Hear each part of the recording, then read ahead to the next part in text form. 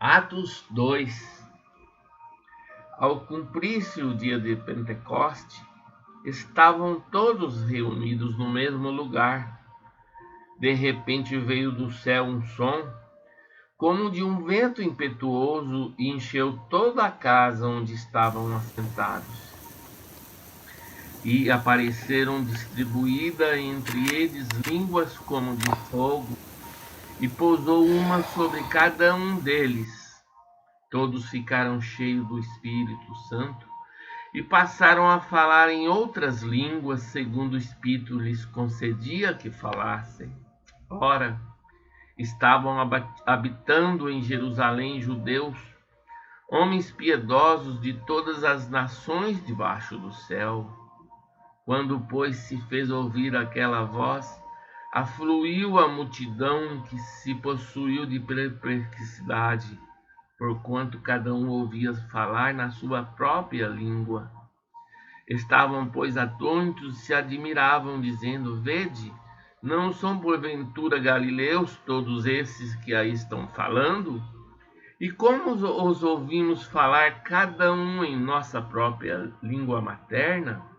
Partos, medos e elamitas, e os naturais da Mesopotâmia, Judéia, Capadócia, Ponto e Ásia, da Frígia, da Panfilha, do Egito e das regiões da Líbia, nas imediações de Cirene, e romanos que aqui residem, tanto judeus como prosélitos, cretenses, arábios, como os ouvimos falar em nossas próprias línguas grandezas de Deus. Todos atônitos e perplexos interpelavam uns aos outros: que quer dizer isto? Outros, porém, zombando, diziam: estão embriagados. Então se levantou Pedro com os 11 e, erguendo a voz, advertiu-os nesses termos: varões judeus e todos os habitantes de Jerusalém, tomai conhecimento disto e atentai nas minhas palavras.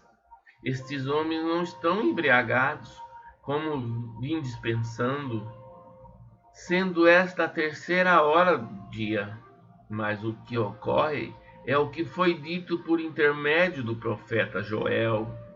E acontecerá nos últimos dias, diz o Senhor, que derramarei do meu Espírito Santo sobre toda a carne. Vossos filhos e vossas filhas profetizarão. Vossos jovens terão visões e sonharão. Vossos velhos, até sobre os meus servos e sobre as minhas servas, derramarei do meu espírito naqueles dias, e profetizarão. Mostrarei prodígios em cima no céu e sinais embaixo na terra: sangue, fogo e vapor de fumo. O sol se converterá em trevas e a lua em sangue, antes que venha o grande e glorioso dia do Senhor. E acontecerá que todo aquele que invocar o nome do Senhor será salvo. Varões israelitas, atendei a estas palavras. Jesus o Nazareno, varão aprovado por Deus, diante de vós com milagres, prodígios e sinais, os quais o próprio Deus realizou por intermédio dele entre vós, como vós mesmos sabeis, sendo este entregue pelo determinado desígnio e presciência de Deus, vós o matastes, crucificando-o por mãos de iníquas, ao qual, porém, Deus ressuscitou, rompendo os grilhões da morte, porquanto não era possível fosse ele retido por ela. Porque a respeito dele diz Davi: diante de mim via sempre o Senhor, porque ele está à minha direita, para que eu não seja abalado. Por isso se alegrou o meu coração, e a minha alma exultou. Além disto, também a minha própria carne repousará em segurança, porque não deixarei a minha alma na morte, nem permitirás que o teu santo veja a corrupção.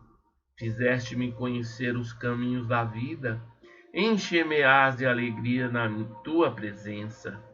Irmãos, seja-me permitido dizer-vos claramente a respeito do patriarca Davi, que ele morreu e foi sepultado, e o seu túmulo permanece entre nós até o dia de hoje. Sendo, pois, profeta, e sabendo que Deus lhe havia jurado que um dos seus descendentes se assentaria no seu trono, prevendo isto, referiu-se à ressurreição de Cristo, que nem foi deixado na morte, nem o seu corpo experimentou corrupção. A esse Jesus Deus ressuscitou, do que todos nós somos testemunhas. Exaltado, pois, à destra de Deus, tendo recebido do Pai a promessa do Espírito Santo, derramou isto que vedes e ouvis. Porque Davi não subiu aos céus, mas ele mesmo declara: disse o Senhor ao meu Senhor, assenta-te à minha direita, até que eu ponha os teus inimigos por estrado dos teus pés. Esteja, pois, absolutamente certa, pois toda a casa de Israel, de que a este Jesus que vos crucificastes, Deus o fez Senhor e Cristo.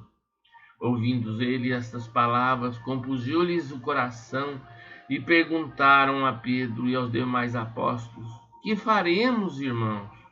Respondeu-lhes Pedro: arrependei-vos e cada um de vós seja batizado em nome de Jesus Cristo, para a remissão dos vossos pecados, e recebereis o dom do Espírito Santo, pois para vós outros é a promessa, para vossos filhos e para todos que ainda estão longe, isto é, para quantos o Senhor nosso Deus chamar.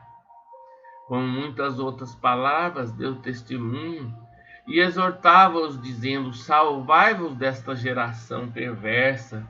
Então os que lhe aceitaram a palavra foram batizados, havendo um acréscimo naquele dia de quase 3.000 pessoas. E perseveravam na doutrina dos apóstolos e na comunhão, no partir do pão e nas orações. Em cada alma havia temor, e muitos prodígios e sinais eram feitos por intermédio dos apóstolos. Todos os que creram estavam juntos e tinham tudo em comum. Vendiam as suas propriedades e bens, distribuindo o produto entre todos à medida que alguém tinha necessidade. Diariamente perseveravam unânimes no templo, partiam o pão de casa em casa e tomavam as suas refeições com alegria e singeleza de coração, louvando a Deus e contando com a simpatia de todo o povo. Enquanto isso, acrescentava-lhes o Senhor dia a dia os que iam sendo salvos.